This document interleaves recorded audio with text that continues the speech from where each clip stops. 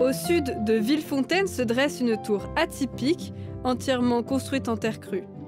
Alors la tour de Pisé du quartier, c'est un peu le repère du village de la Terre.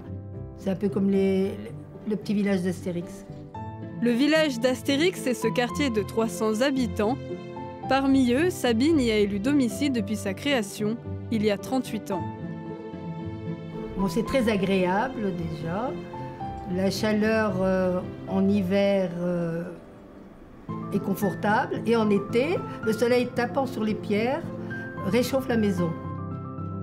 La terre est un matériau économique et local. Dans les années 80, les collectivités décident de s'y réintéresser.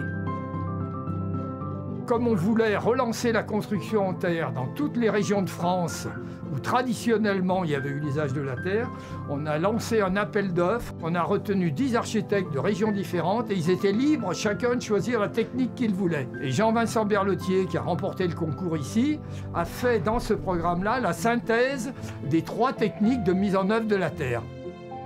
Face à la hausse des températures, la terre crue pourrait devenir une solution durable pour les prochaines années.